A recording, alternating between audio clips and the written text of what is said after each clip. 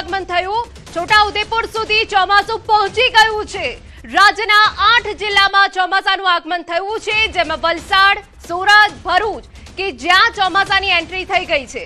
તાપી, ડાંગમાં પણ ચોમાસાની એન્ટ્રી થઈ છે। નવસારી, નર્મદામાં પણ ચોમાસાની પધરામણી થઈ છે। છોટાઉદેપુર જિલ્લામાં પણ ચોમાસાની એન્ટ્રી થઈ ગઈ છે।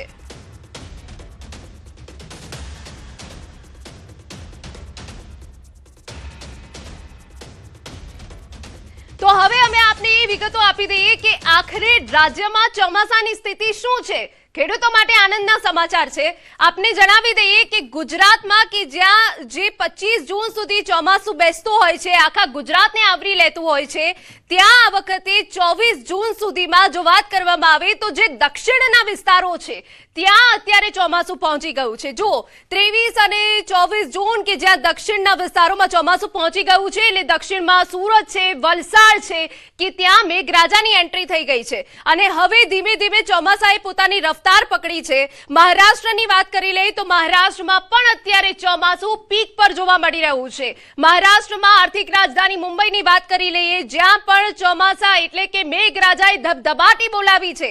એટલે કે હવે 8 જુલાઈ સુધીની તારીખ માનવામાં આવી રહી છે કે જ્યાં ચોમાસું આખા ગુજરાતને આવરી લેશે। હવામાન આગાહીકારો પણ એ જ આગાહી કરી રહ્યા છે, પરંતુ ગુજરાત માટે આ સારા સમાચાર છે કે ગુજરાતમાં ચોમાસાની એન્ટ્રી થઈ ગઈ છે। અમારા સહયોગી લખમણ વધુ વિગતે વાત કરવા જોડાઈ ગયા છે। લખમણ, ગુજરાત માટે આ રાહતના સમાચાર છે, કેમ કે ગુજરાતવાસીઓ ખાસ કરીને ખેડૂતોએ ચોમાસાની ખૂબ રાહ જોઈ છે। જી બિલકુલ હિના, ખેડૂતો માટે આ ખૂબ જ રાહતના અને એક હાશકારો થાય એવા સમાચાર છે, કેમ કે લાંબા સમયથી ગુજરાતના ખેડૂતો છે એ ચોમાસાની રાહ જોઈ રહ્યા હતા અને હવે સત્તાવાર રીતે ગુજરાતમાં ચોમાસાની એન્ટ્રી થઈ ગઈ છે। ચોમાસું દક્ષિણ ગુજરાતના જે જિલ્લાઓ છે ત્યાં ચોમાસું બેસી ગયું છે। આ ઉપરાંત મધ્ય ગુજરાતમાં ભરૂચ અને છોટાઉદેપુર જિલ્લાને સરહદ સુધી ચોમાસું પહોંચી ગયું છે। એટલે ગુજરાતના એકંદરે 8 જિલ્લામાં ચોમાસાની સત્તાવાર રીતે એન્ટ્રી થઈ ચૂકી છે અને દક્ષિણ ગુજરાતમાં સારો એવો વરસાદ પડી રહ્યો છે। આપણે જોઈ રહ્યા છીએ કે મહારાષ્ટ્રમાં, મુંબઈ સહિતના વિસ્તારોમાં સારો એવો વરસાદ પડી રહ્યો છે। એટલે હજુ આશા રાખવામાં આવી રહી છે કે આગામી 2-3 દિવસમાં ચોમાસું હજુ પણ ગુજરાતના કેટલાક વિસ્તારોમાં આગળ વધી શકે છે।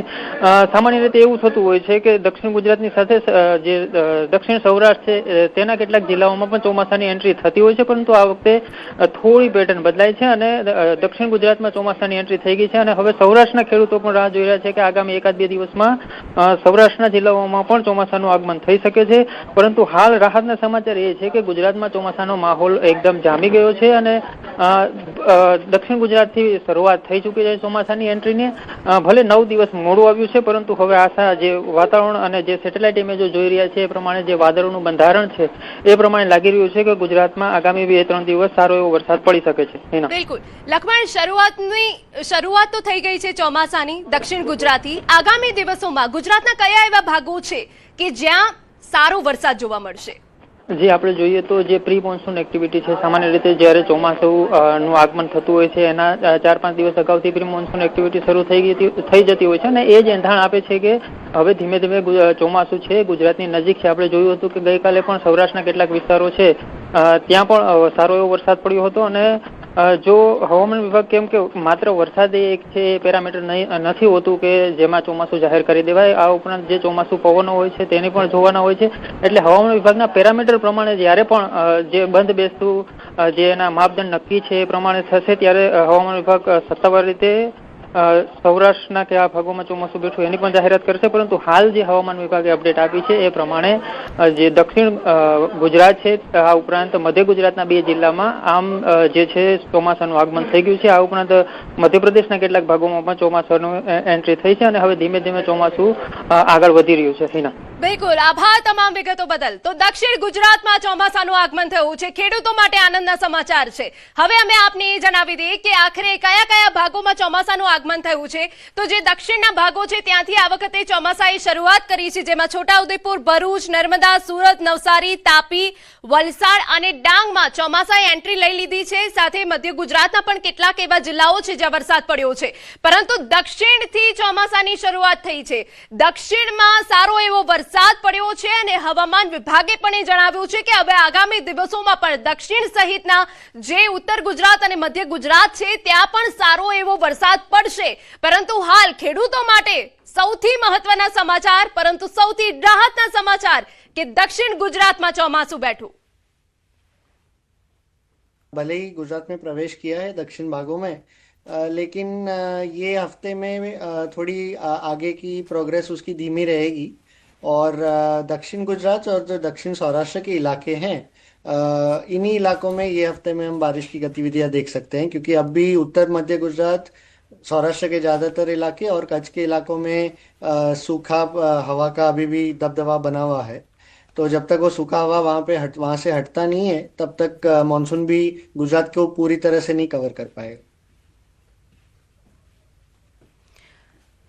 તો ગુજરાતમાં ચોમાસાના શ્રી ગણેશ થયા છે। રાજ્યના 8 જિલ્લામાં ચોમાસાનું આગમન થયું છે। વલસાડ, સુરત, ભરૂચમાં ચોમાસાની એન્ટ્રી થઈ છે। ખેડૂતો માટે આનંદના સમાચાર છે। ગુજરાતમાં હવે ખેડૂતોને મોટો હાશકારો થયો છે, કેમ કે આ વખતે જે અલ નીનોની અસર વર્તાઈ હતી તેના કારણે ગુજરાતમાં ચોમાસું થોડું મોડું બેઠું છે, પરંતુ હવે જ્યારે ગુજરાતમાં ચોમાસાના શ્રી ગણેશ થયા છે તો ખેડૂતોએ પણ વાવણીની તૈયારીઓ હવે કરી લીધી છે અને એક રાહત સમાચાર અહીંયા ખેડૂતો માટે પણ છે। આપને જણાવી દઈએ કે દક્ષિણ ગુજરાતમાં ચોમાસું બેઠું છે, જેથી કરીને દક્ષિણના જે ખેડૂતો છે તેઓ માટે સૌથી મોટો હાશકારો છે।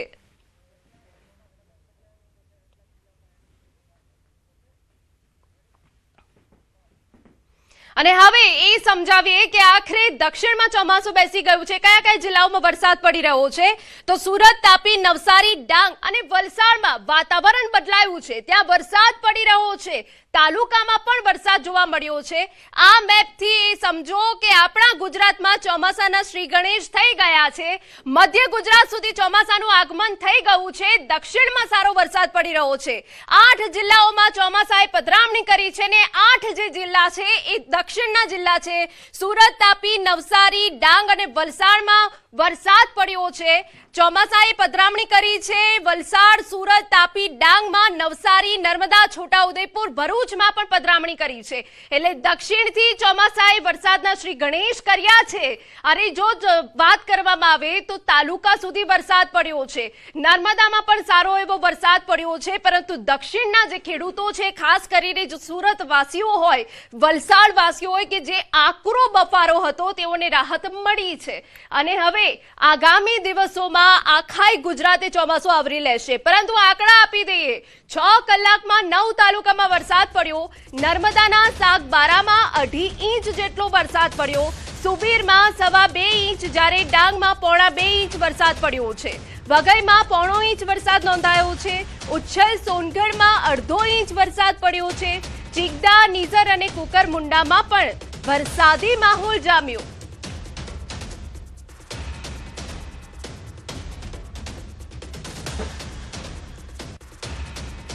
નર્મદાના સાગબારા તાલુકામાં તોફાની વરસાદ પડ્યો। સાગબારા, સેલંબામાં મુશળધાર વરસાદ પડ્યો।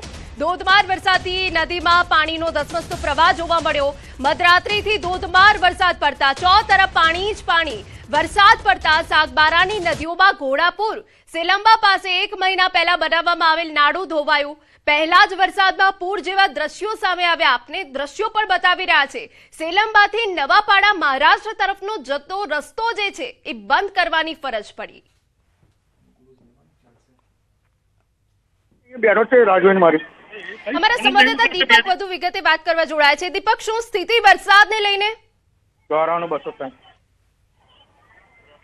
હેલો જી દીપક, વરસાદને લઈને હાલ શું સ્થિતિ સર્જાઈ છે? બિલકુલ, ખાસ વાત કરીએ તો જે નર્મદા જિલ્લાના 6 તાલુકા છે, 6 તાલુકામાં 5 તાલુકામાં કોઈ એક ટીપો વરસાદ નથી, પરંતુ સેલંબા જે છે મહારાષ્ટ્ર બોર્ડર આવીને ગામ છે, આ સેલંબામાં ગઈકાલ રાત્રે 4 ઇંચ જેટલો વરસાદ ખાબકતા પૂર જેવી પરિસ્થિતિ સર્જાઈ છે। ખાસ કરી વાત કરી શકાય કે જે સાગબારાથી જે મહારાષ્ટ્ર જવાનો જે રસ્તા છે, જ્યાં નાળા પર પાણી પરિવર્તન, નાળા તૂટી ગયા છે, આવર જવર બંધ થઈ ચૂકી છે। ખાસ વાત કરીએ તો જે ખેડૂતોમાં એક આશા હતી કે જે વરસાદ પડે અને ખેડૂતો પોતાની વાવણી કરે, પરંતુ જે છેલ્લા ગઈકાલ રાતથી જે 5 ઇંચ જેટલો વરસાદ ખાબકતા જનજીવન અસ્તવ્યસ્ત થઈ ચૂક્યું, કારણ કે જે નદી નાળા છે છલકાઈ ચૂક્યા છે અને પૂર આવવાની સ્થિતિને લઈને કેટલાક રસ્તાઓ બંધ થઈ ચૂક્યા છે. જી બિલકુલ, આભાર તમામ વિગતો બદલ. તો આપને જણાવી દઈએ કે જ્યાં સાગબારામાં મેઘરાજાની સટાસટી 5 ઇંચ જેટલો વરસાદ પડતા જળબંબાકારની સ્થિતિ સર્જાઈ.